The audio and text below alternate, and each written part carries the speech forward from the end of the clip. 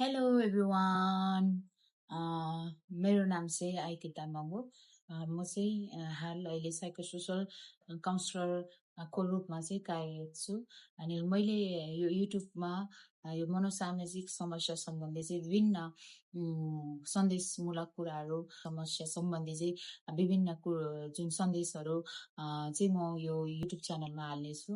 अनि त्यसकारण मेरो तपाईँहरूलाई पनि आग्रह गर्न चाहन्छु कि यदि तपाईँहरूलाई मन सम्बन्धी, मनोसामाजिक समस्या सम्बन्धी, मनोसामाजिक समस्या भन्नाले चाहिँ मनसँग जोडिएको, मनसँग सम्बन्धित हरेक कुराहरूमा चाहिँ उतार चढाव हुन्छ भने हाम्रो जीवनमा मनोसामाजिक समस्या चाहिँ उत्पन्न हुन्छ। अनि त्यो समस्याहरूबाट चाहिँ कसरी निस्किने, होइन, कसरी त्यो समस्याहरूलाई पार गरेर आफ्नो साधारण जीवनमा हामी फर्किन सक्छौँ भन्ने विषयहरूमा पनि हामी यो युट्युबबाट चाहिँ थाहा गर्नेछौँ। अनि साथसाथै यदि हजुरहरू अनि यदि हामीलाई चाहिँ यो मनोसामाजिक समस्या, एन्जाइटी, डिप्रेसन, साइकोसिस जस्ता रोगहरूको लक्षणहरू चाहिँ के हुन्छ र योबाट चाहिँ कसरी बच्न सकिन्छ भन्ने विषयहरूमा पनि हामी छलफल गर्नेछौँ।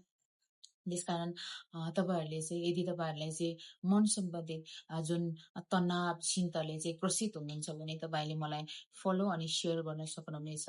अनि म यही भिडियो मार्फत, यही युट्युब च्यानल मार्फत तपाईँहरूलाई चाहिँ मबाट जति सक्दो सहयोग हुन्छ त्यो चाहिँ म हजुरहरूको निम्ति चाहिँ गर्नेछु। र मेरो इच्छा पनि यही हो कि मैले यो काम गर्दै जाने दौरानमा चाहिँ धेरै मनोसामाजिक समस्या भएको व्यक्तिहरूसँग काउन्सिलिङ गरेर उहाँहरूलाई चाहिँ साधारण जीवनमा फर्किनलाई चाहिँ मैले सहजीकरण गरेको छु। अनि त्यसकारण मलाई यो कुरामा दुःख लाग्छ कि अहिले पनि मनोसामाजिक समस्या हुन्छ र भन्ने खालको प्रश्नहरू, भन्ने खालको धारणाहरू छ। तर मनोसामाजिक समस्या हुन्छ। अनि जसरी हाम्रो शरीरलाई रोगहरू लाग्छ त्यसरी हाम्रो मनलाई पनि रोग लाग्छ, हाम्रो मनमा पनि समस्याहरू उत्पन्न हुन्छ। तर भन्ने पनि सुन्छौँ कि मनमा रोग लागेपछि निको हुँदैन रे भन्ने कुराहरू। तर जसरी हाम्रो शरीर निको हुन्छ औषधि खाएपछि, त्यसरी हाम्रो मनलाई पनि यदि हामीले रोग थाहा गरेर त्यो अनुसारको काउन्सिलिङ गर्यौँ भने चाहिँ हाम्रो त्यो मनको पीडाहरूबाट अनि आफूलाई भइरहेको गाह्रोपनहरूबाट चाहिँ हामी बाहिर निस्केर हाम्रो साधारण जीवनमा हामी फर्किन सक्छौँ। हामीले अहिले यो समयमा हेर्न सक्छौँ कि कति मानिसहरू चाहिँ यो मनोसामाजिक समस्या, साइकोसोसल प्रब्लमले गर्दा चाहिँ सुसाइड अटेम्पहरू गरिरहेको हामी देख्न सक्छौँ, होइन। अनि आफ्नो सम्बन्धहरू विच्छेद भइरहेको हामी देख्न सक्छौँ, परिवारहरू बेमेल भइरहेको चाहिँ हामी अहिलेको समयमा देख्न सक्छौँ।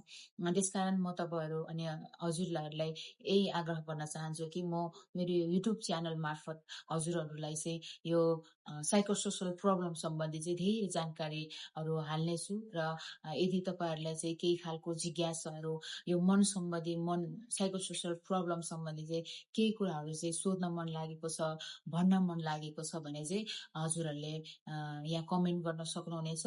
अनि मबाट जति सक्दो सहयोग चाहिँ म हजुरहरूको निम्ति गर्नेछु। र साथै हाल नेपालमा यो नसर्ने रोगहरू मध्ये 18% ठाउँ चाहिँ यो मनोसामाजिक समस्याले नै ओगटेको छ।